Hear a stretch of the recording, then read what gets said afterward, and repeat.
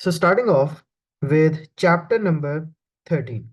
Chapter number 13 is superposition. इससे पहले हमने waves cover किया था with all the basics of wave. Now, superposition is a very important chapter. Consists of 5 units in which we're going to talk about the principle of superposition, the meaning of diffraction, interference, path difference, coherence क्या होता है. फिर हमारे पास कुछ experiments हैं diffraction के लिए और एक एक्सपेरिमेंट है फिर टू सोर्स इंटरफेरेंस के लिए, जैसे कि स्लिट एक्सपेरिमेंट है, डबल स्लिट है, डायफ्रैक्शन ग्रेटिंग है. Then we are going to understand the conditions require कि आपके पास जो फ्रिंजेस ऑब्जर्व होते हैं. फिर हमारे पास दो फॉर्मूलाज आने. फॉर्मूला नंबर 1 हमारे पास आएगा lambda is equal to a x over d, और फॉर्मूला नंबर 2 आएगा d sine theta is equal to m lambda. And then using the diffraction grating we are going to determine the wavelength of the light. So इससे पहले you already know that what are the general properties of wave. Wavelength, amplitude, time period, ठीक है, frequency, ये सारी कुछ properties है waves की. intensity, power, the properties of electromagnetic waves की अगर बात की जाए तो they were all transverse in nature, they all travel by the speed of light, they are all they can all travel through a vacuum as well. radio waves से लेके gamma waves तक हमने सर वैक्यूम में travel करती है। क्या चीज. ये वैक्यूम में ट्रैवल करती है।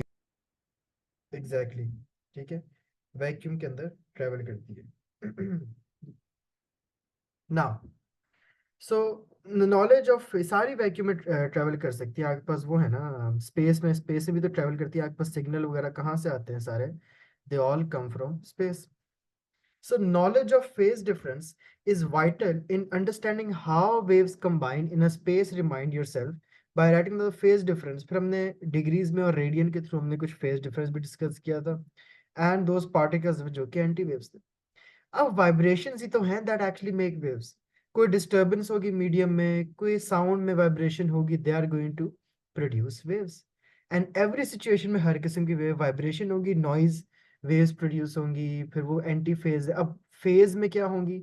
अब लेट्स से दो वेव्स इन फेज हैं, लेट्स से उन वो जब कंबाइन होंगी सोचें तो उनका कितना ज्यादा इफेक्ट होगा. मतलब आप देखें कि अगर दो स्टूडेंट्स हैं, दोनों का एक जितना नॉलेज है, ठीक है, और दोनों अगर चले जाएं पेपर देने, तो क्या होगा. नॉलेज कंबाइन हो जाएगा. है एक ही जैसा नॉलेज है, दोनों का एक जैसा नॉलेज है, दोनों पेपर देने गए हैं, उनका नॉलेज सोचे कंबाइन हो जाए तो पेपर क्या कमाल हो जाएगा. बट अगर एक का नॉलेज बहुत अच्छा है, एक का नॉलेज बिल्कुल, दोनों एक दूसरे की बिल्कुल उलट नॉलेज है, पेपर खराब ही होगा, पेपर जीरो होगा. क्योंकि आपका मैच ही नहीं कर रहा कुछ. आप किसी लिहाज से मैच नहीं कर रहे हो. You are not going to even do a single thing together. समझ आ रही है. तो इसी तरह जो दो फेज में इन फेज वेव्स आ रही होंगी, and remember when they are going to join together, it's going to produce another wave, और वो ज्यादा स्ट्रांग होगी. अब एक वेव लेट्स से ऐसे जा रही है, फिर एक वेव लेट्स से ऐसे जा रही है. ये दोनों मिलके पता है इतनी स्ट्रांग वेव बना सकती है. लेकिन सपोज कि एक वेव ऐसे आ रही है और दूसरी वेव ऐसे आ रही है, इनकी तो आपस में नहीं बनेगी.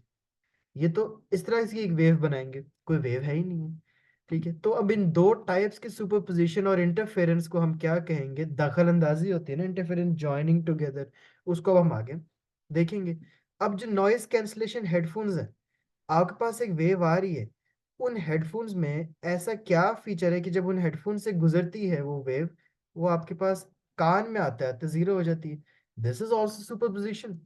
Superposition is one of the main chapters of your as physics. ये नहीं आएगा, और ये बिल्कुल नया है, कुछ इसमें पुराना नहीं है. ये नहीं आएगा चैप्टर तो आपका एक क्वेश्चन पूरा जाएगा. ठीक है, एक से दो क्वेश्चन और एमसीक्यू सारे आपके पास सुपरपोजिशन में से आते हैं. अब चैप्टर 12 में हमने देखा था how are waves produce and what is the difference between longitudinal and transverse wave. We know कि जो लॉन्गिट्यूडनल वेव्स होती हैं, in that the particles are actually traveling parallel to the wave motion. लेकिन transverse में they are traveling perpendicular to the wave motion. अब इस chapter के अंदर we are going to consider what happens when two or more waves meet at a point in space and combine together. So what happens when two waves arrive together at the same place? We can answer this from our everyday experience as well. कि जब वो दो beam of light cross करेंगे एक दूसरे को, क्या होगा. जब दो साउंड वेव्स एक दूसरे के अंदर क्रॉस करेंगी, क्या वो अफेक्ट करेंगी. What is the behaviour of particles gonna be. अगर दो मार्बल आपस में मिलते हैं आके, वो भी तो टकराते हैं, इंटरेक्ट करते हैं. So we are going to see a lot of surprising results. So when two waves meet, remember, they combine. And with the displacements of the two waves adding together. मैंने ये बताया ना कि अगर इस वेव की डिस्प्लेसमेंट 2 है, एक और वेव आ रही है उसकी भी डिस्प्लेसमेंट 2 है, मिलके ये एक 4 डिस्प्लेसमेंट की वेव बनाएंगे, कंबाइन हुई है। ठीक है, अब ये फिगर आपके पास जो नीचे है, this shows a displacement distance time graph for the two sinusoidal waves. Displacement distance graph का क्या मतलब है कि एक्स एक्सेस आपके पास वेवलेंथ दिखाता है और वाई एक्सेस आपके पास एम्पलीट्यूड दिखाता है। So you can see that it is for two sinusoidal waves blue and green of different wavelengths. अब आप ब्लू और ग्रीन को देखो, ब्लू की वेवलेंथ यहाँ तक आ रही है, ग्रीन की वेवलेंथ देखो तो वो यहाँ तक आ रही है। This is the wavelength of green, this is the wavelength of blue, फर्क है। और फिर जो रेड है, रेड को आप देखो, रेड की भी अपनी फर्क वेवलेंथ है। रेड अब इन दोनों को मिक्स से मिलाप से बनी, वो देखिए कैसे टेढ़ी टेढ़ी हो गई यहाँ आके। What is happening to it? It shows that the resultant wave जो बन रही है वो रेड है, which is coming from combining these two. अगर मैंने ब्लू और ग्रीन वेव को कंबाइन किया तो जो रिजल्टेंट वेव है ये वो रेड कलर की आ रही है। Now how do we find this resultant displacement जो वो कंबाइन के बाद आती है? Consider position A. ए को अगर आप देखें तो here the displacement of both the waves right now is zero. यहाँ पे तो ये वो पॉइंट है जहाँ पे इस वक्त वेव की जो डिस्प्लेसमेंट है वो जीरो है। ब्लू भी जीरो से स्टार्ट हो रहा है तो आपके पास जो ग्रीन है वो भी जीरो से स्टार्ट हो रही है, तो रिजल्टेंट डिस्प्लेसमेंट इस पॉइंट पे तो जीरो है। अगर हम बी पे जाए, दोनों की ऊपर की तरफ जा रही है, पॉजिटिव डिस्प्लेसमेंट है। ठीक है, और इनकी डिस्प्लेसमेंट कैसे निकलेंगे, इन दोनों को ऐड कर दो यहाँ पे आके, तो रिजल्टेंट डिस्प्लेसमेंट आपके पास निकल आएगी। ठीक, कैसे? पॉइंट बी पे इसको भी ऐड करो, इसको भी ऐड करो, जो रिजल्टेंट आएगा वो ये पूरा है। समझ आई? जो रेड वाली बन रही है। Got it? हाँ जी सर, समझ गया। ठीक है, मैंने क्या किया, इसको भी ऐड किया ग्रीन वाली को और साथ ब्लू वाली को भी ऐड किया, इन दोनों को मिला के ये बना है लाल वाला। फिर आप पॉइंट सी पे आओ। अब पॉइंट सी पे क्या है कि one of the wave is positive और ब्लू वाली जो है वो नेगेटिव है। अब क्या होगा, रिजल्टेंट डिस्प्लेसमेंट इन दोनों के दरमियान ही होनी है। एंड द तो ग्रीन रिजल्टेंट वाली भी तो नेगेटिव डिस्प्लेसमेंट, ही है। ग्रीन वाली नेगेटिव नहीं, ये है पॉइंट सी, पॉजिटिव पॉजिटिव। ये पॉजिटिव, ये चलो ठीक है, नेगेटिव है। पॉजिटिव। तो रिजल्टेंट ने बीच में ही रहना है, इसी एक रेंज में आएगा, इतना तो हमें आइडिया होता है कि वो रेंज में आएगा।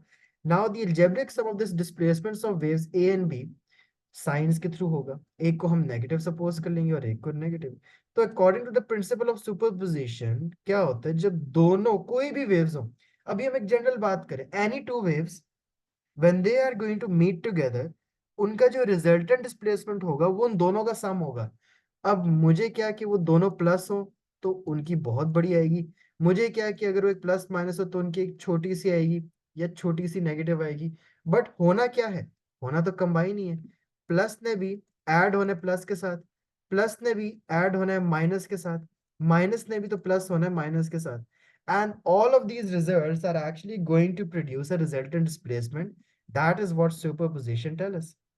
The idea that we can find the resultant of two waves that meet at a point simply by adding up the displacement at each point is known as the principle of superposition of waves. And this principle can be applied to more than two waves and also to all types of wave. अब ये आपने, this is what you have to remember. This is the principle of superposition, which is that when two or more waves meet at a point, the resulting displacement is the algebraic sum of the displacement of individual waves. जो भी हो, दोनों positive हो, एक positive एक negative हो, दोनों negative हो, करना क्या है, जो उन तीनों का जो रिजल्ट होगा वो उनका सम ही होगा। Positive positive, positive negative, negative negative. समझ आ गई?